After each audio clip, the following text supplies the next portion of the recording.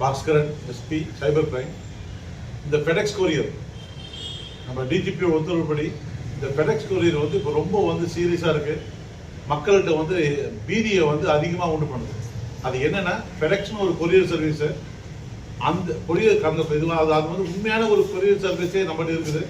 But இருந்தாலும் ஒரு ஃபேக்காக வந்து நாங்கள் தான் அந்த ஃபெடெக்ஸ் கொரியர் சர்வீஸ் வந்து பேசுகிறோம் சொல்லிட்டு தங்களை வந்து இன்ட்ரோடியூஸ் பண்ணிக்கிட்டு உங்களுக்கு பார்சல் வந்தா மாதிரி இல்லை நீங்கள் யாருக்கோ பார்சல் அனுப்புனா மாதிரி அது ஒரு இல்லீகல் பார்சல் என்று சொல்லிட்டு உங்களை முதல்ல ஒரு குற்றவாளியாக உங்கள்கிட்ட காட்டி விட்டுட்டு அதுக்கப்புறம் உங்களுடைய ஐடி கார்டு, உங்களுடைய பேன் கார்டு, உங்களுடைய ஆதார் கார்டு தான் அதில் வந்து இருக்குதுன்னு சொல்லி உங்களை பயமுறுத்திட்டு உங்களை என்ன பண்ணுறாங்க, நீங்கள் வந்து இப்போ போலீஸ்கிட்ட பேசுங்க, மும்பாயோடைய இந்த அந்தாரி போலீஸ் அவங்கக்கிட்ட பேசுங்கன்னு சொல்லிட்டு உங்களை வந்து அவங்கக்கிட்ட கால் டைவர்ட் பண்ணி விடுற மாதிரி பண்ணுறாங்க.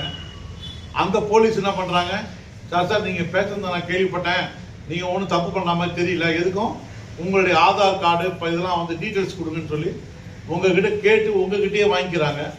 அதுக்கப்புறம் சார் இதெல்லாம் ஒரே மாதிரி தான் இருக்குது, எனக்கு சந்தேகமாக இருக்குது, நான் ஆர்பிஐ கிட்ட அனுப்புகிறேன் இல்லைன்னா சிபிஐ கிட்ட அனுப்புகிறேன் சொல்லி அங்கேருந்து ஒரு கால் டைவர்ட் பண்ணி அவங்கள வந்து ஸ்கைப் மூலிமா உங்களை பேச வைக்கிறாங்க. அதுக்கப்புறமா சரி இந்த குற்றத்திலிருந்து உங்களை தப்பிக்க வைக்கிறதுக்கு ஏதாவது பணம் கொடுக்குறீங்களா, ஏன்னா உங்ககிட்ட இருக்கிற அக்கௌண்ட்டுக்கு எல்லா பேலன்ஸ் தெரிஞ்சுக்கிறாங்க. அதை அப்படியே உங்ககிட்ட இருந்து மிரட்டி உங்களை இந்த ஃபோன் கால் வந்ததுலேருந்து பணம் அவங்களுக்கு போடுறவர்களையும் உங்களை பீதியிலே உட்கார வைப்பாங்க. ஸ்கைப் மூலிமா நீங்கள் என்ன ஆக்டிவிட்டி பண்ணுறீங்கன்றதையும் பார்த்துக்கிறாங்க. ஸோ இது வந்து ஒரு பெரிய பீதியில் இது பண்ணுறதால இன்னைக்கு வந்து இந்த ஃபெடெக்ஸ் கொரியர்ன்ற ஒரு அஃபென்ஸ் வந்து டைட்டிலே ஃபெடெக்ஸ் கொரியர்னு ஆயிடுது.